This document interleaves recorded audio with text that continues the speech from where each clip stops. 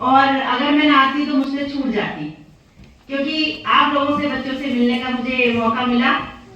तो यहाँ बहुत सारे, क्या सभी टॉपिक कंप्लीट हो चुके हैं, लेकिन उसमें मैं कुछ थोड़ी सी बात जोड़ना चाहूंगी कि बच्चों यहाँ पर आप बैठे होंगे और कंफ्यूज हो रहे होंगे कि इतने सारे डिपार्टमेंट हैं, हम कौन सा चूज करें, है ना? यही सोच रहे होंगे कि हम कंफ्यूज हैं कि इतनी सारी चीजें हमें बता दी, हम किस चीज को चुने, कौन सी हमारे लिए अच्छी होगी। तो इसमें सबसे बड़ा एक आपका मन काम करेगा कि जो आपको सबसे अच्छा लगे, जो आपका मन को सबसे अच्छा लगे। ऐसा नहीं है कि सब बच्चे डॉक्टर बनेंगे, सब बच्चे इंजीनियर बनेंगे, कोई आईएएस ऑफिसर बनेगा, सब बच्चे किसी को ड्राइंग करना बहुत तैयारी कर रहा है या डॉक्टर की तैयारी करना है, तो उसकी हमें होड़ करनी है कि हमें भी वही बनना है। अगर आप उस होड़ के चक्कर में रहोगे तो आप पिछड़ जाओगे। आपको जो अच्छा लगता है आप उस फील्ड में जाओ। सबसे पहले अपने मन की सुनो, किसी की होड़ नहीं करनी है कि वो ये कर रहा है तो मुझे भी ये करना है। जब आपने, फिर दूसरा नंबर आता है, आपने सेलेक्ट कर लिया कि मुझे ये बनना है, तो फिर आपके लिए वही सब कुछ होना चाहिए।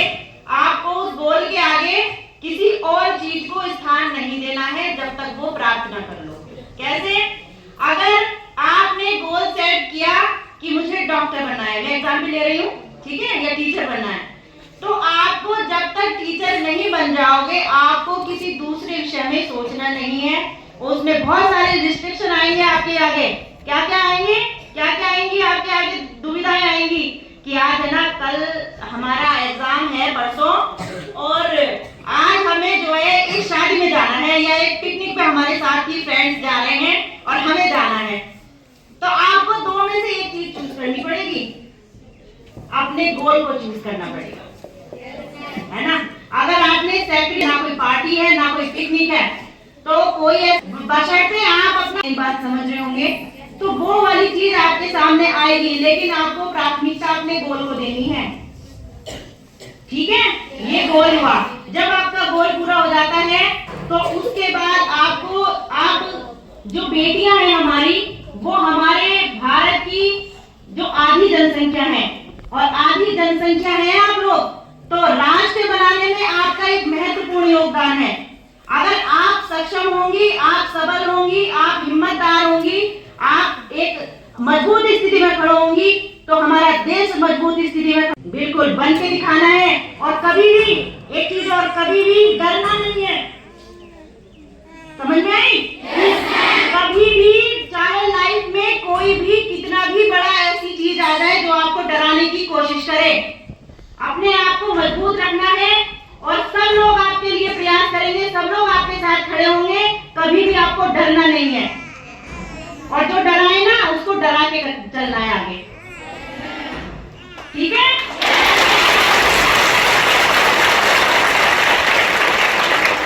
ये बात आपके पूरी लाइफ में याद रखनी चाहिए कि हमें किसी से डरना नहीं है।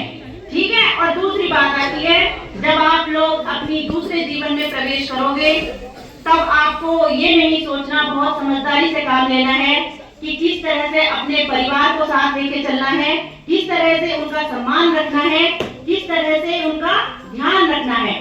क्योंकि आज की पीढ़ी क्या कर रही है, आप बच्चे हो बेटा, और आपकी ये नींव चल रही है जहां से आप स्टार्टिंग करोगे।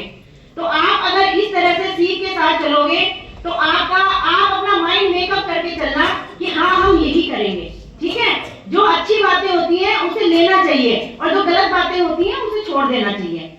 इसमें कोई भी बुरी बात नहीं है। जब आप अपने परिवार में रहेंगे तो आप उसमें बड़ों का सम्मान रखेंगे, आप एक परिवार का हिस्सा। मुझे समय कम है, बोलने के लिए बहुत सारी बातें हैं बेटा, फिर आऊंगी और आपसे सीधे साफ रिक्वेस्ट करूंगी, तो ऐसी कार्यशालाएं आप समय समय पर लगाते रहे, बच्चों को मोटिवेशन मिलता रहे। क्योंकि आज का मोटिवेशन मुश्किल से मेरे ख्याल से 2-4 महीने चलेगा, लेकिन इसके बाद जैसे ही अगला सेशन स्टार्ट हो, नए क्लास में नए बच्चे आए, फिर उनसे दोबारा से करें। तो ये रिक्वेस्ट मैं करूंगी उनसे।